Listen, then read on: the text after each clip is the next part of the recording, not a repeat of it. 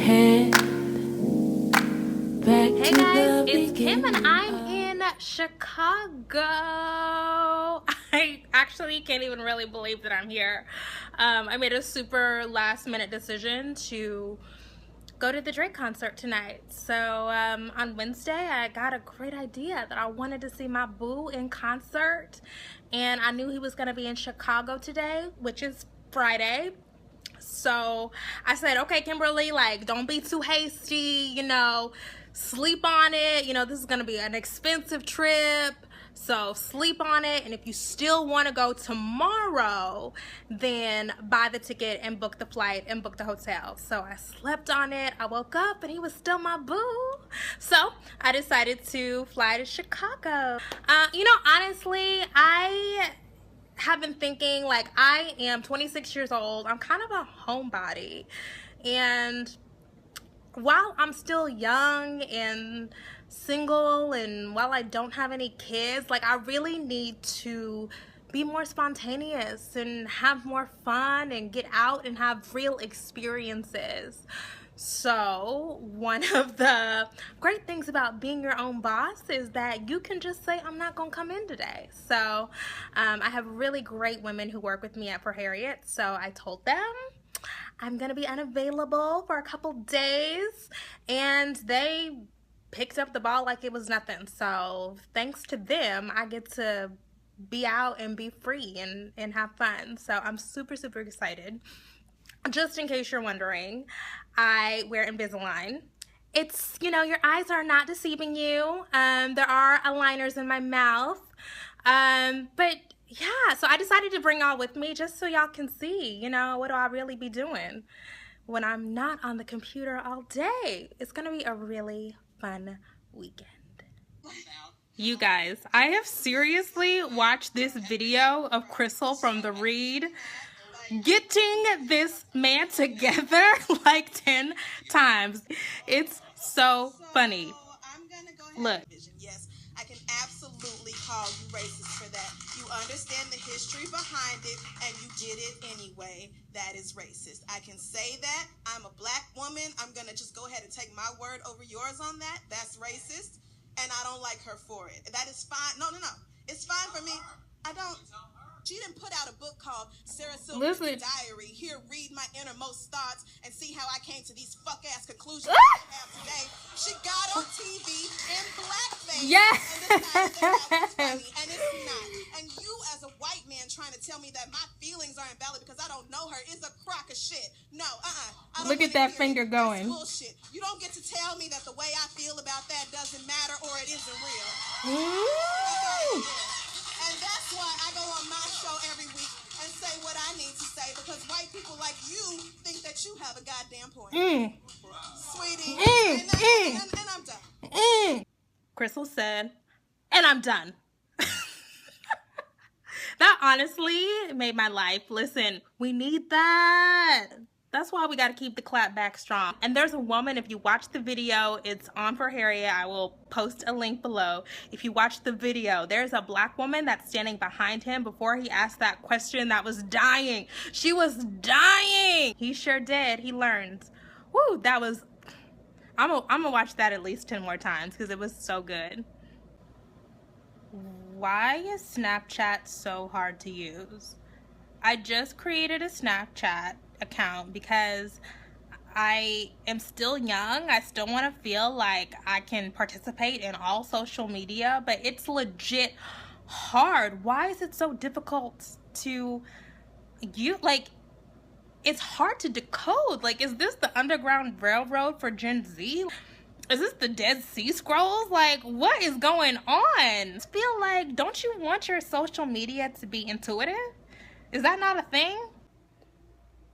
I'm literally so excited. I'm about to start getting ready. I love Drake. I love him. This is the before. And here is the after.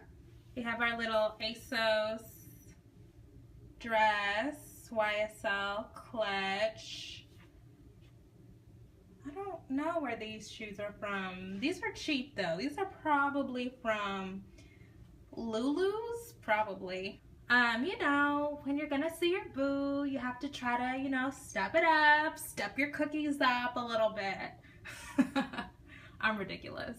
So I'm running extremely late, but we're finished. We did our fake YouTube makeup artist beat. We tried to do a little contour, a little red lip, a little winged eyeliner.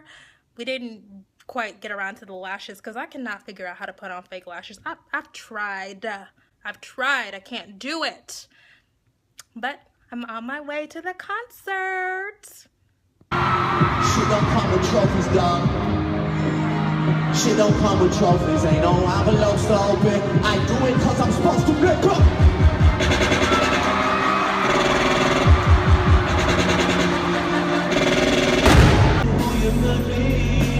That's right. Just hold on. Just hold on. It's hard to do these things alone. Just hold on. Just hold on. Hold on, wait. Pull that up. I said no niggas, nigga. We don't feel that. We don't like to do too much explaining. Story stay the same, I never. Right side, no new niggas, nigga, we don't feel that. Damn, we don't like to do too much explaining. See our stories stay the same through the money and the fame. Then we started from the bottom, now we. So I will admit that it was completely unreasonable for me to decide 2 days ago that I was going to fly from Oklahoma City to Chicago just to see a Drake concert. Completely ridiculous, irrational, compulsive, all of those descriptors. But I would not take it back. I would do it again in a heartbeat. It was so good. It was so good. Okay, so here's how I feel about Drake, and I'm gonna preface this by saying that I do not care how anybody else feels about Drake. I don't care if you think he's overhyped or overrated or he can't perform. Don't care. There's just not a lot of artists who are my age who can perform for an hour and a half to 2 hours and it be all hits. Like, that's the reason why the concert was so fun. When everybody knows the words, you know, when you can think of what you were doing when a certain song came out, who was your boo, like, that is so fun to me. It was so fun. I screamed, I jumped. I will confess that I did take off my shoes at one point. And it was just, it was really good. It was a really good concert. An expensive concert, but experiences are worth it. So I'm gonna go to bed and do some more stuff, hopefully in Chicago tomorrow. I do plan on getting out. It's supposed to be cold. Like, do y'all not know it's summertime? It's supposed to be cold here tomorrow. So we'll see what happens. But I had a good night. I had a good time. This is what youth is about.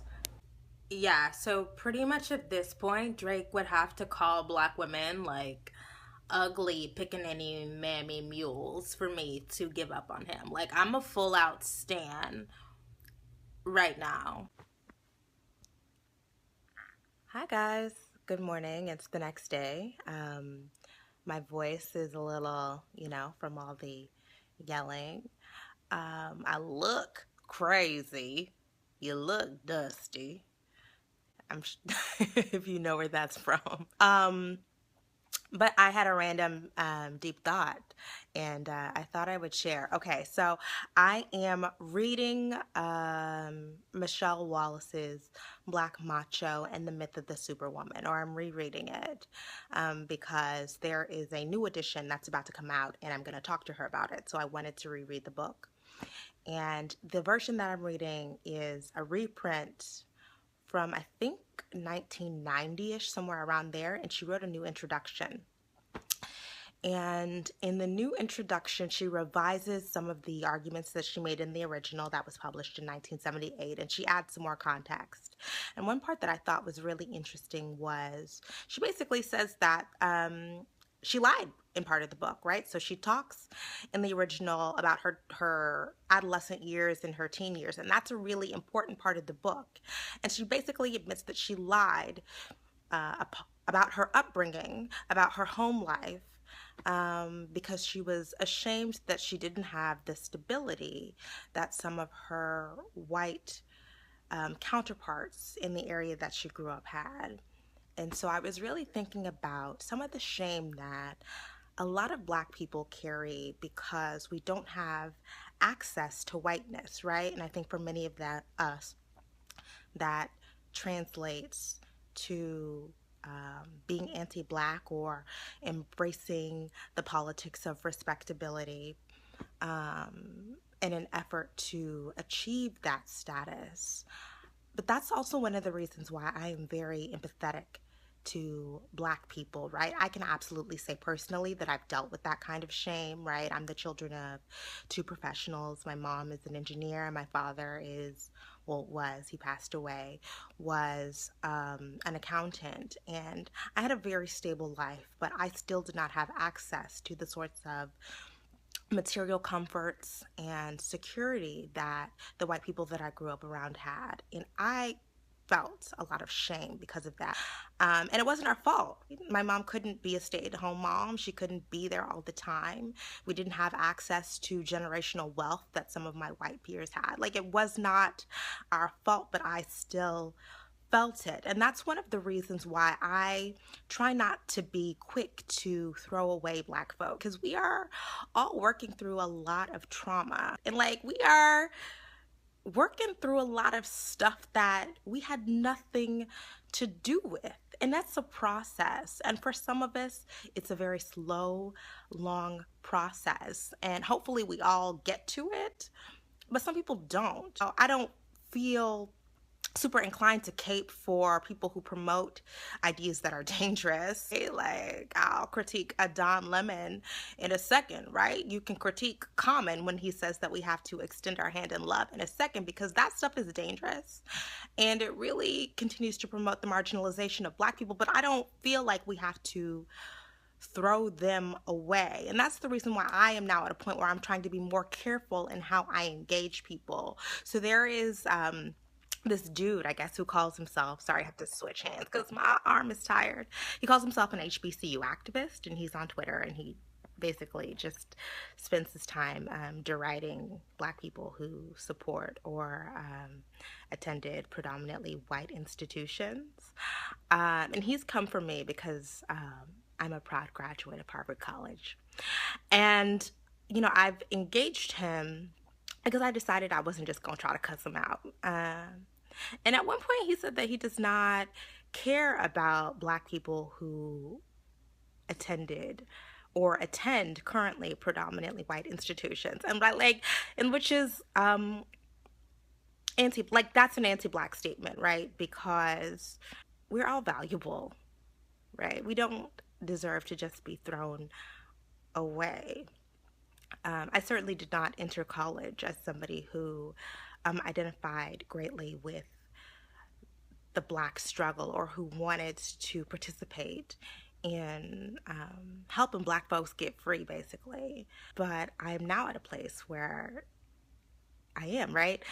So, you know, I just hope that we can engage each other in a way that respects the struggle, that respects the journey that we're each on. And that does not mean excusing people who say just outright ridiculous, inflammatory things, but maybe doing it differently. Yeah, I can't get down with throwing Black people away because they are not the types of radicals that we want them to be. She also mentioned that one of the ways that you work through shame is by engaging it honestly. And so one of the things that I really try to do in my life is be very honest and sometimes a little bit too open about how I'm working through things. And also knowing that having shame does not mean that you are weak-minded, right?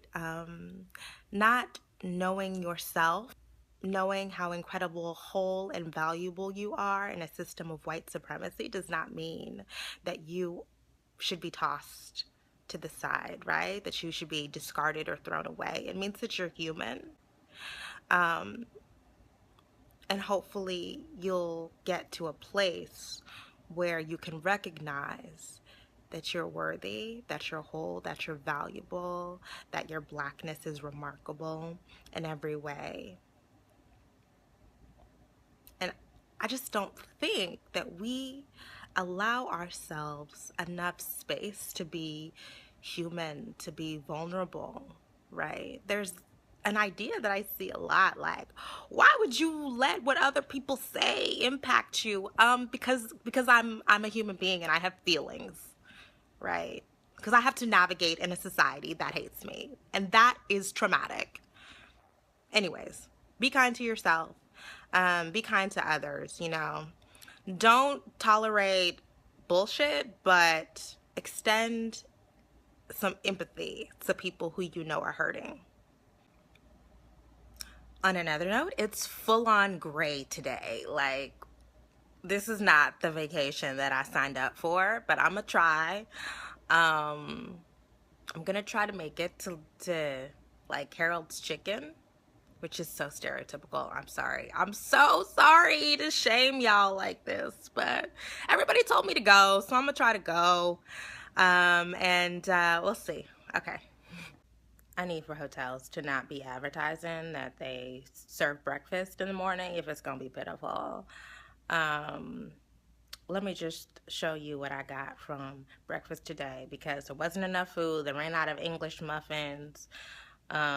People were standing out of line to get waffles, and I don't do that. College is over. It's just, here's my breakfast. Pitiful. So I'm doing some work because the work never stops at For Harriet. And I'm going in and moderating some comments. And I just want y'all to see what we deal with. Look at that top one. All right. And it looks like somebody actually used their real email address. So Brian Andre Wade at gmail.com. If you know Brian Andre Wade, he is posting these sorts of comments on the internet. SMH. Sad thing is, Brian is out in the world. Like, we don't know what he is. He could be a teacher, he could be a police officer, a lawyer, a judge. And he's posting horrible racist stuff on the internet because he thinks that he's anonymous. That's the world we live in, folks. I made it.